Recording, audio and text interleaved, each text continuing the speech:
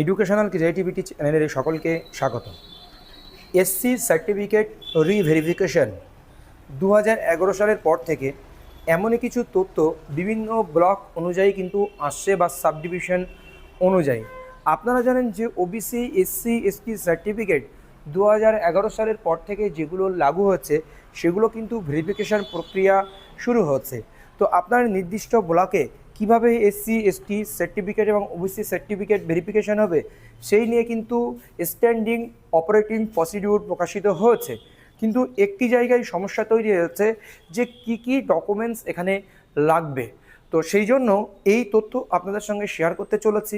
ও আরেকটি বিষয় যে কিছু কিছু ব্লক বা কিছু কিছু সাবডিভিশনে যে স্বেচ্ছায় এসসি এসটি সার্টিফিকেট যারা ভুয়োভাবে করেছে 3 ধরনের ব্যক্তিত্ব, তাদেরকে কিন্তু সারেন্ডার করতে হচ্ছে। তারা সহজে সারেন্ডার করুন, না হলে তাদেরকে বিপদ বাড়তে পারে। তো বিষয়টি হচ্ছে কারা কারা যারা অতিরিক্ত সেই জাতির মধ্যে না পেয়েও সার্টিফিকেট বানিয়েছে বা অন্য ডকুমেন্টস দিয়ে সার্টিফিকেট বানিয়েছে, যাদের কাছে একের অধিক সার্টিফিকেট রয়েছে, তাদের ক্ষেত্রে এই সমস্ত বিষয় স্বেচ্ছায় তাদেরকে বলা হচ্ছে তারা যেন সারেন্ডার করে, এরকম একটি বিষয় উঠে এসেছে। আর ওবিসির একটি বিষয় আপনাদেরকে প্রথমেই বলে রাখি, ওবিসির যে সংরক্ষণ, সেই সংরক্ষণ কিন্তু এই চলতি নিয়োগগুলোতে খুব একটা অ্যাপ্লিকেবল হবে না। কারণ যে সংরক্ষণ অনুযায়ী নিয়োগ প্রক্রিয়া চলছিল, আপাতত চলতি নিয়োগগুলো সব কিছুই চলবে। পরবর্তীতে হয়তো সংরক্ষণ বিষয়টি হস্তক্ষেপ করবে। আরেকটি বিষয় বলে রাখি যে গতকাল যে 33% মেয়েদের জন্য সংরক্ষণ দিয়েছে, সেটাও কিন্তু চলতি নিয়োগগুলোতে হবে না, পরবর্তী নিয়োগগুলোতে হতে পারে। কিন্তু সেই মন্ত্রিসভার সিদ্ধান্ত, গেজেট প্রকাশ ইত্যাদি ইত্যাদি হওয়ার পরে কিন্তু সেইগুলো হবে। তো সেই জন্য ওই নিয়ে ভয় পাওয়ার কিছু নেই মহিলাদের ওই বিষয়টা নিয়ে চলতি রিক্রুটমেন্টের জন্য। কারণ যারা মেল রয়েছেন তারা অবশ্যই চিন্তার দানা বেঁধেছে, কিন্তু যারা মেয়ে রয়েছেন 33% সংরক্ষণ পেয়েছেন তাদের কাছে সত্যি এটি একটি ভালো লাগার বিষয়।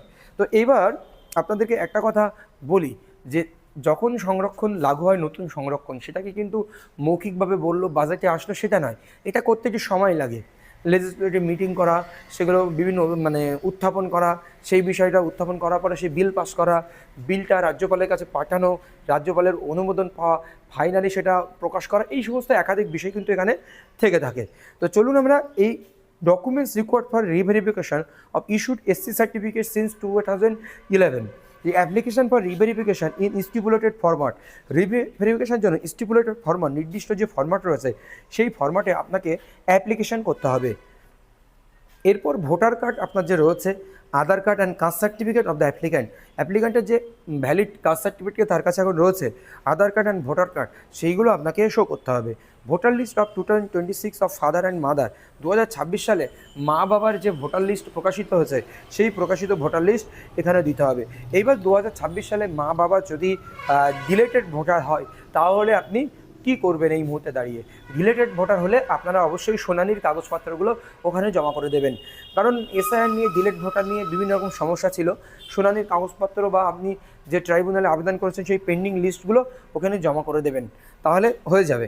Reference certificate must be issued before on 31/12/2010, 31/12/2010 আগে যে রেফারেন্স সার্টিফিকেট ইস্যুড হয়েছিল সেই রেফারেন্স সার্টিফিকেট আপনাদেরকে দিতে হবে।